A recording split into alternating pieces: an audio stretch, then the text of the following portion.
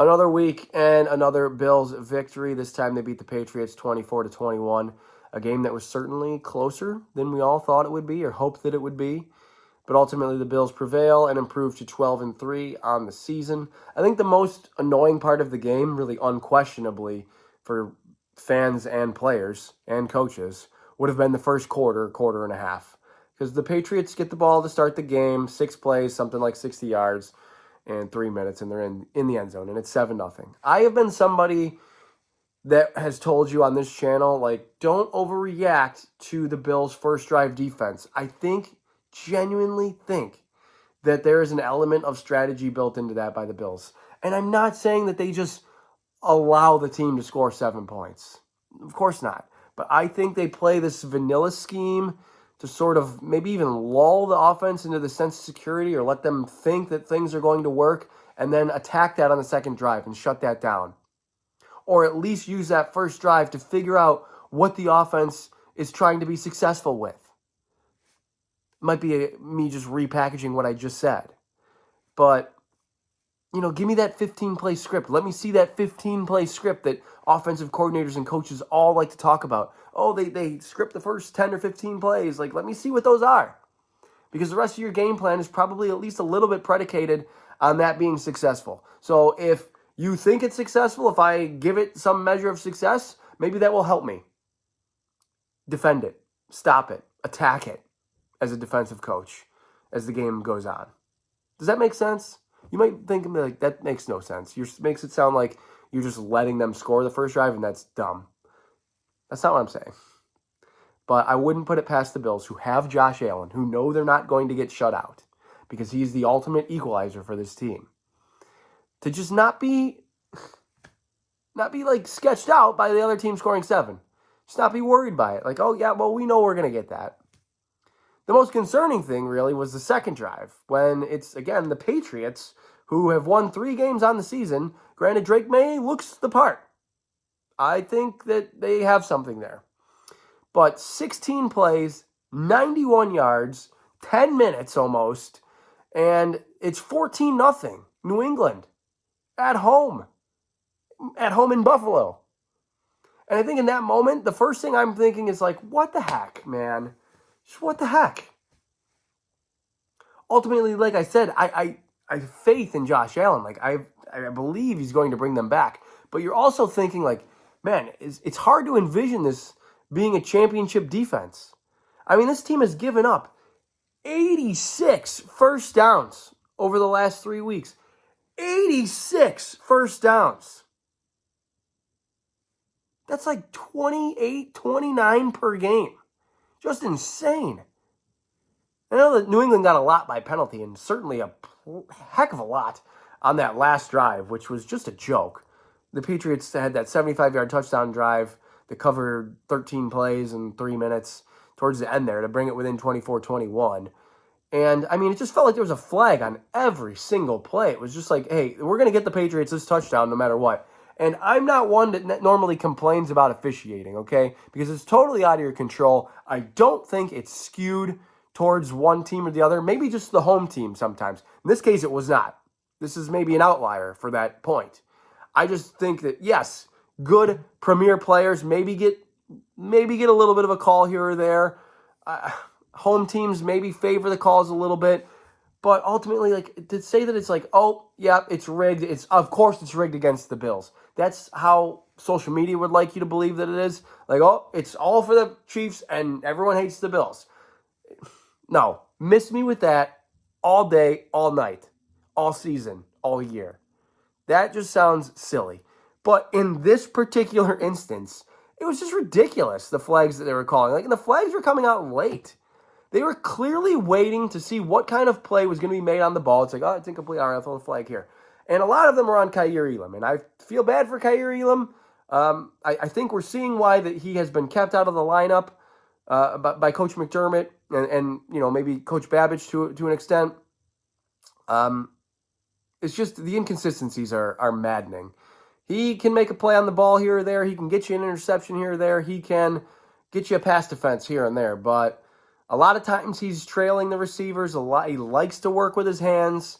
And the handsy thing lends you to penalties. And I think that's kind of what happened, is that he developed this reputation maybe even earlier in the game, because he got called for penalties on the first or second drive as well, that like, oh, this guy's going to play with his hands all day. We're going to be looking out for that. And then on the last drive, they're just throwing the hankies left and right. I mean, it was just insane.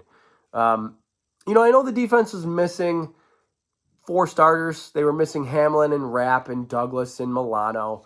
But again, this is the Patriots, and they're as good as Drake May has been. Like, you even saw the mic'd up. There was I believe it was James Cook was mic'd up, and he walked up to Matt Milano, who was like, "Yo, Drake May's kind of nice with it." Yeah, I agree. I think the Patriots have something with Drake May, but I mean, it's December. They're more or less running for the bus, just trying to not get injured before Christmas, you would think, and the Bills kind of need the game. So, I mean, I just... Point differential, I think, sometimes is overrated. Over the course of a season, I think it can be a nice factor to look at, because it's like, hey, how good were you against the opponents? But like on a game-by-game basis, it's just do enough to win. Really, that's all you need to do. It's almost like a win counts as a win, one win, regardless of whether you win by 3 or 30.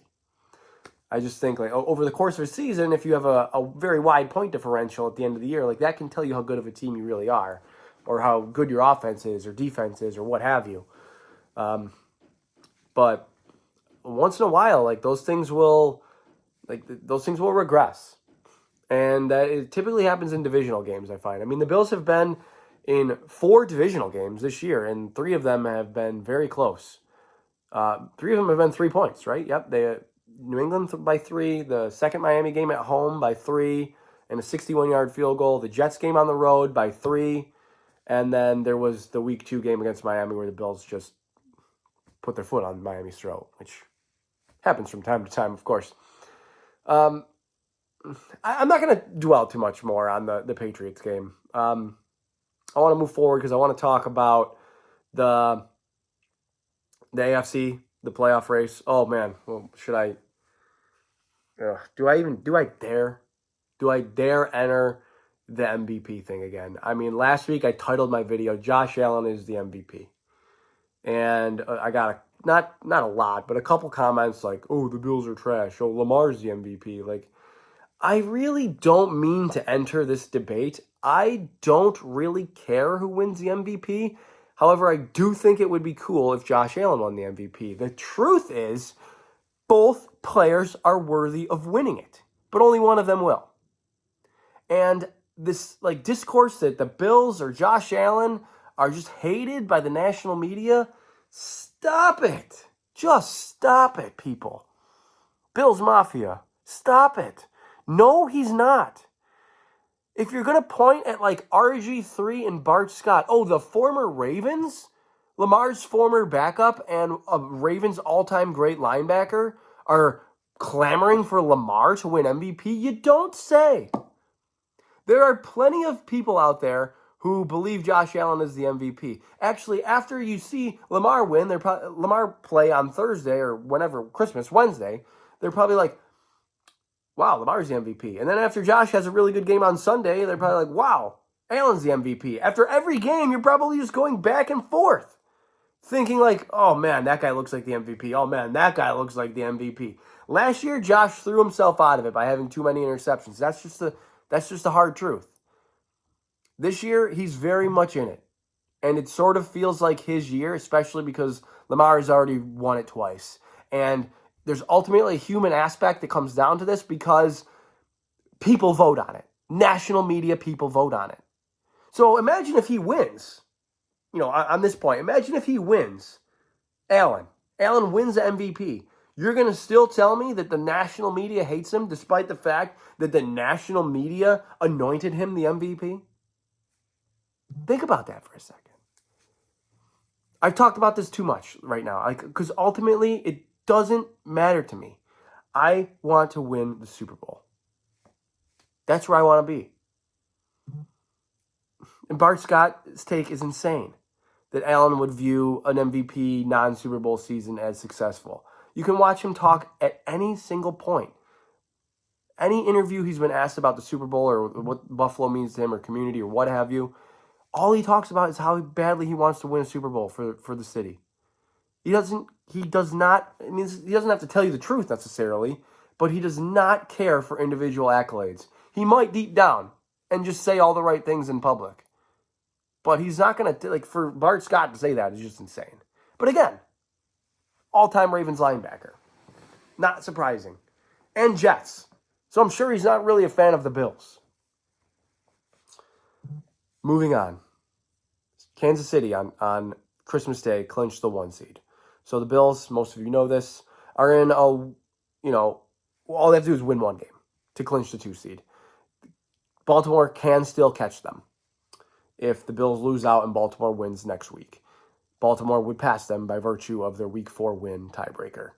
So the Bills would then be the 3 seed. That is something I certainly want to avoid. I want to make sure that the wild card game and then the divisional game, presuming a win in the wild card round, they're both at home. I don't want to take any chance of having to go back to Baltimore. I want the home game. Miss me with the scenarios. Like, oh, but what if the Bengals snuck into 7 and they played the Ravens and then they won and then they went to Kansas City and then we got the winner of Houston and Pittsburgh? Okay, well, how about you just root for the Chargers to beat the Ravens? I mean, you might think you view it as less likely. But the way the Bills at the 2 get the Texans or the Steelers is by the Ravens losing. Then the Chargers would go to Kansas City and the Bills would get the winner like I said, the Houston and Pittsburgh game. Ultimately, it's going to be the playoffs. You're going to run into good teams. I think that it's good strategy, however, to hope that Baltimore and Kansas City run into each other and then you only have to play them in the AFC Championship. I think that's just good strategy. Hopefully, it doesn't end up being the type of situation where Kansas City has this, cakewalk to the AFC Championship. They already have the bye, and then they might walk into their divisional round game against Houston or Pittsburgh, assuming that the Bills and Ravens would win. That's a good matchup for them. Obviously, they just went to Pittsburgh and crushed them. They just beat the Texans last week. The Texans look terrible. I know they have a ton of injuries, but a lot of teams have a ton of injuries right now. So there's still a lot to shake out there. Not necessarily in terms of the 2 or 3 seed. Hopefully the Bills just take care of business this Sunday against the Jets and just put that away so they can treat Week 18 as sort of a bye. I'm sure they would still start Josh because he has the longest active start streak amongst quarterbacks. I'm sure that he'll want to keep that intact, but maybe just a couple of handoffs, maybe some screen passes or something. One drive, get out of there. I think that's how they will approach it. If they win on Sunday against the Jets. Still a little bit more to shake out in the wild card race. It sort of looks like Pittsburgh and LA are going to be the 5 and the 6. I don't want to say that definitively just yet. And then the 7 is still open to the Broncos, Colts, Dolphins, and Bengals, as I said. So we'll see. We'll reassess the situation after this week and see what needs to happen. But I believe the Bills are something like 70%, I think, to play the play the Broncos in the first round. The Colts might be the next best at like 15 or something, and then there's like maybe an 8 or 10 for the Dolphins or the Bengals? Maybe the Bengals. I'm not sure. I saw a tweet about that, but like I said, let's just wait and see. Let's just see what comes to us. Okay, let's start with this week against the Jets. Do I need to preview the Jets again? I mean, where did they go wrong for the Jets? Probably when they brought Aaron Rodgers in, to be honest with you. And I don't hate Aaron Rodgers as much as a lot of people that cover the league and fans of the league seem to. I think he's out there. He's a different type of personality, a different type of guy, and I think he's got a very, that personality is just it's abrasive. Might be the best word for it. He's not a people person, or if he is, he has this core group of people that he likes, and Devontae Adams is one of them. Like Devontae Adams and Jordan Poyer apparently, and Pat McAfee. He's got this like core group of people that he likes, and he just hates everyone else. But it's tracking like that experiment is over in New York. I listened to a guy that covers them say, he's like, I think I might even be highballing it. This is him talking. I might even be highballing it when I say, 10% chance that he's back. Because they're going to get a new coach, they're going to get a new GM, and they're probably not going to want to deal with 40-however-year-old Aaron Rodgers. They're just going to want to reset everything. But he did seem to think it was likely that Rodgers probably would play somewhere next year, just because really the supply of adequate quarterback play never really meets the demand. So somebody will probably reach out and be like, hey, I'm a GM that needs to save my job. Can you come here and win 8 games for me? I couldn't do it with the Jets this year, so maybe, but probably not. And that is really, the Rodgers thing is just wearing down on the rest of the team. That's the problem. Is you got guys like Breece Hall and Garrett Wilson who are saying all the right things. When the media approaches them, the body language is not great. The body language is downright bad, in fact. And Garrett Wilson leads the team in receptions. He has like 90 receptions for almost 1,000 yards and 6 touchdowns. But you can tell he doesn't like Aaron Rodgers. This is obvious. It was obvious in the preseason when they had that argument on the field, and then they like slapped each other up like, okay, hug or whatever, we're good. But that is where, that was just a seed. It's now grown into a plant, a tree, a jungle. It just, the relationship is bad.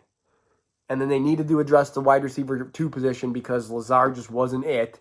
And they go and get Davante Adams, who's been fantastic for them. Okay? He's like 56 catches, 700 yards, 6 touchdowns for them in 9 games. That's fantastic. You extrapolate that to, the 17-game season, that's like, 100 for 1,300 and 11 touchdowns or something. That's a great season, especially for somebody at his age. He's defying the wide receiver or the guy into his early 30s, trend. Davante Adams is still an elite player for sure. But that has lessened Garrett Wilson's role a little bit. Rodgers looks to Adams when he needs first downs now, when he is, it's like third and got to have it. It's like, well, I'm not really going to look at Garrett Wilson. I don't trust him as much as I trust Davante Adams. That is wearing on the relationship. Of course it is. And then, just as somebody who drafted Breece Hall in the first round of a fantasy football league, major disappointment. I know he has, 1,200 total yards rushing and receiving. It's just not there.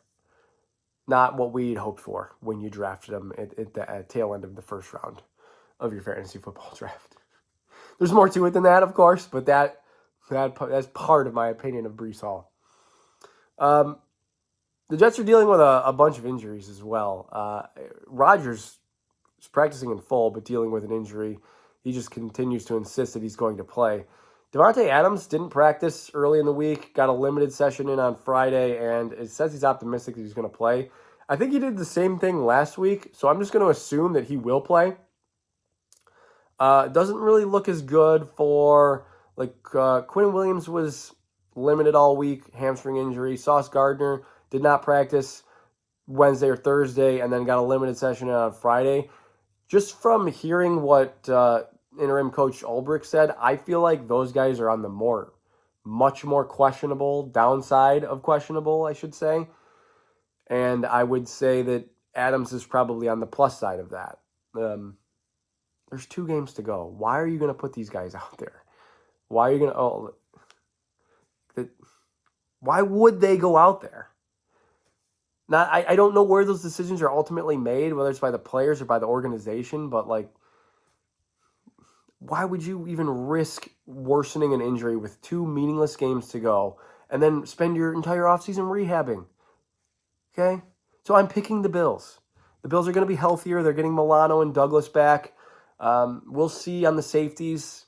That was a bit of a factor. I'm not exactly seeing Cole Bishop run away with the job at safety, which would have been encouraging. I don't think he's been bad, but I don't think it's been great. I think he looks like a rookie. I guess that's maybe the best way to put it. Looks like a rookie or a backup. Just a fill-in guy right now. Hopefully, I hope he runs away with the job, at least in the 2025. But I wish that they would have got something there sooner, found out sooner. Because I still think it's going to be a question mark heading into next year. But that's just one position.